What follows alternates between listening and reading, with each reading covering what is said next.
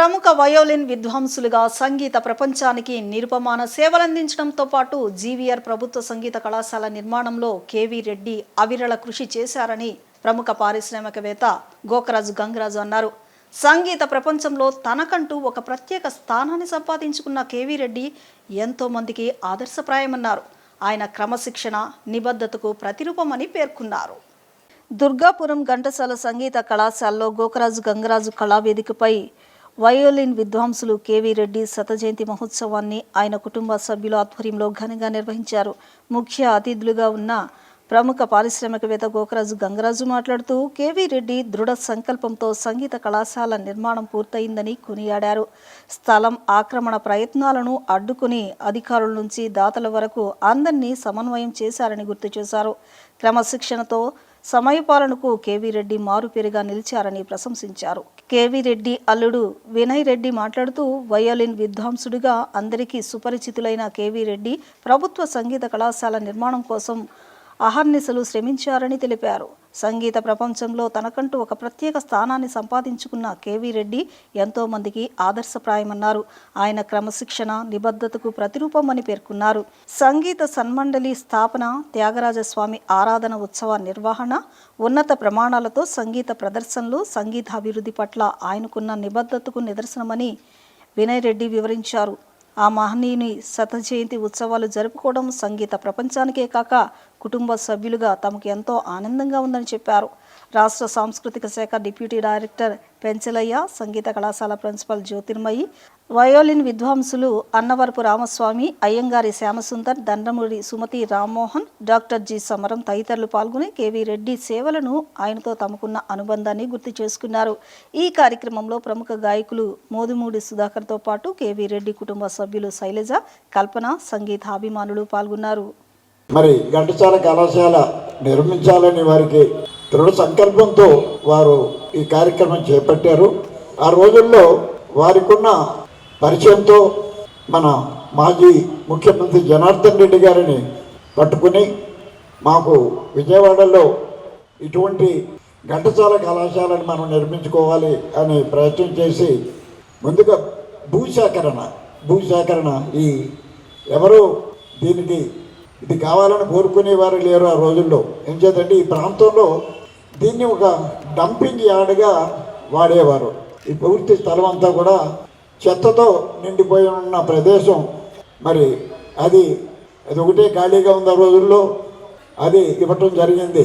రెడ్డి గారు అది పర్వాలేదు, దాన్నన్నా మనం బాగు చేసుకుని మనం చేద్దామనే సంకల్పం, వారికి దృఢ సంకల్పం ఉన్న మూలాన్ని దీనిని యాక్సెప్ట్ చేసి ఈ కార్యక్రమం పూనుకున్నారు.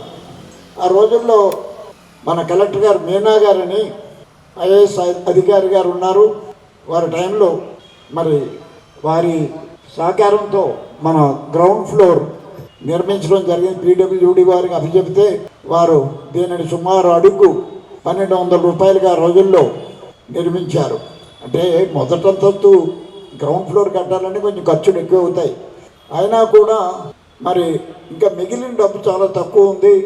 ఒక గ్రౌండ్ ఫ్లోరే ఉంటే సరిపోదు, మనకి పై ఫ్లోర్ కూడా కావాలి అని సంకల్పం కలిగినప్పుడు కలెక్టర్ గారు దగ్గరికి వెళ్ళి మరి మన విజయవాడలో ఉన్న కొంచెం ప్రముఖుల్ని కూడా మెంబర్స్గా తీసుకుని ఈ కార్యక్రమం మేము పూర్తి చేస్తామండి, ఉన్న బ్యాలెన్స్ గ్రాంట్తో లేకపోతే పెద్దల సహకారంతో ఈ కార్యక్రమం పూర్తి చేయాలని సంకల్పంతో మీనా గారిని వారు కోరినప్పుడు మీనా గారు దాన్ని అంగీకరించి ఒక కమిటీని ఏర్పాటు చేశారు. ఆ కమిటీ దీన్ని టేకప్ చేయడం జరిగింది. దాంట్లో నా వంతు కూడా ఉంది అని చాలా సంతోషిస్తున్నాను. మరి అది చేయాలి అంటే ఉన్న తక్కువ డబ్బుతో మనం ఈ పై అంతస్తు ఎలా కడతామని ఆలోచించినప్పుడు మరి లోటస్ కన్స్ట్రక్షన్ కంపెనీ అని మనకు తెలుసు. లోటస్ వారు మన ఆంధ్ర సిమెంట్ కంపెనీలో చాలా పెద్ద ప్రాజెక్ట్ చేశారు. వారు నా మిత్రులు. వారిని రిక్వెస్ట్ చేసి మాకున్న బడ్జెట్ ఇది, దాంట్లో మీరు చాలా దృఢంగా మీరు పై అంతస్తు కట్టాలని చెప్పినప్పుడు కేవలం 700 రూపాయలు అడుక్కి, ఎక్కడ 1200 700 రూపాయలకి ఈ సుందరమైన బిల్డింగ్ కట్టడం జరిగింది. దీన్ని చూసి సంగీత కళాశాల ఎంత అందంగా కట్టారు అని కూడా ఆ రోజుల్లో ముఖ్యమంత్రి వర్యులు కామెంట్ చేయడం కూడా జరిగింది. అటువంటి ప్రయత్నంతో మరి ఇది ప్రారంభమై తర్వాత మరి అప్పుడు మరి పేరు చెప్పకూడదు పార్లమెంటు సభ్యులు, ఏమండి గంగరాజు గారు, మీరు ఈ దీనికి మరి నడిబొట్టుని ఇది ఎందుకు కట్టారు, మీరు ఇది రోడ్డు పక్కన కడితే మీరు ఇదంతా ఇంకో దానికి ఉపయోగపడేదే కదా అని అన్నారు. నేను మనసులో అనుకున్నది ఏంటంటే అక్కడ కనుక కట్టి ఉంటే ఇదంతా వాళ్ళు ఆక్యుపై చేసేస్తారు అనే ఉద్దేశంతో నేను ఎక్కడ కట్టాను ఇటుకడ కట్టడానికి అది వారు చాలా మరి బాధపడ్డారు, చాలా కామెంట్ చేశారు.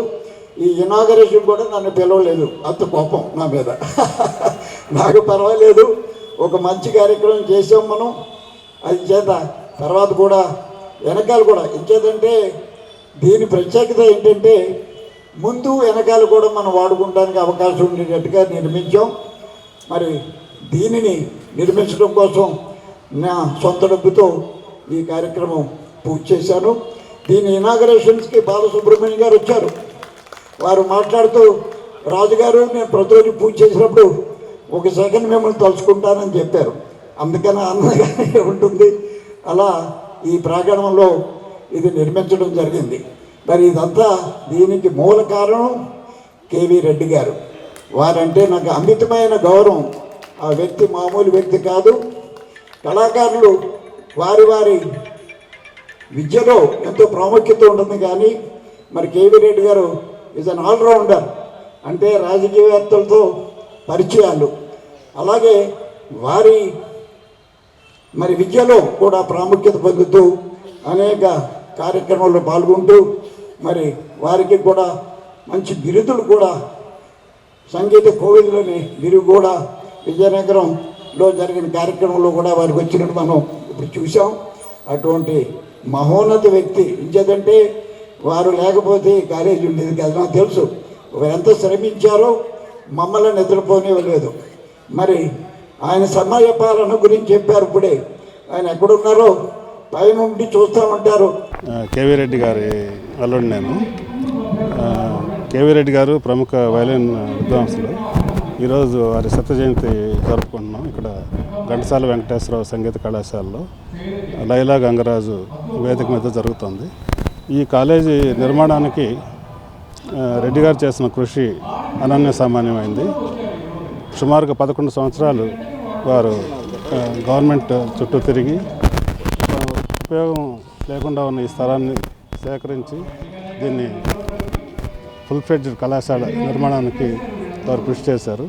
ఈ కళాశాల ఇంత అందంగా తయారవడానికి కారణం వారే. అలాగే గురువుగారి కుటుంబాన్ని వారు నెల్లూరు జిల్లా నాయుడుపేటలో జన్మించారు. విజయనగరం వెళ్ళి అక్కడ ద్వారం నరసింహరావు నాయుడు గారి దగ్గర వయలిన్ నేర్చుకున్నారు. అక్కడే కళాశాలలో లెక్చరర్గా పనిచేశారు. తర్వాత విజయవాడ సంగీత కళాశాలకు ట్రాన్స్ఫర్ అయ్యి ఇక్కడ అనేక సంవత్సరాలు సేవలు అందించారు. ఎంతోమంది శిష్యులను తయారు చేశారు. ఇక్కడ సంగీత సన్మండలి స్థాపించి ప్రతి సంవత్సరం త్యాగరాజ ఆరాధోత్సవాలు జరిపిస్తున్నారు. వారి ఆధ్వర్యంలో జరిగేవి. ఇప్పుడు అది కంటిన్యూ అవుతుంది, ఇప్పుడు కూడా కంటిన్యూ అవుతుంది. సో ఈ రకంగా సంగీతానికి సేవ చేశారు, కళాశాల నిర్మాణానికి కృషి చేశారు. వారి కుటుంబ సభ్యులుగా మేము వారి శత జయంతిని ఇక్కడ జరుపుకోవడానికి హైదరాబాద్ నుంచి వచ్చి ఇక్కడ జరిపిస్తున్నాము. ఈ కార్యక్రమానికి గోకరాజు గంగరాజు గారు అధ్యక్షత వహించారు. అలాగే అన్వరపు రామస్వామి గారు, దండమూడి సుమతి గారు, ద్వారం నరసింహరావు గారి కుమారుడైన ద్వారం దుర్గాప్రసాదరావు గారు విచ్చేశారు.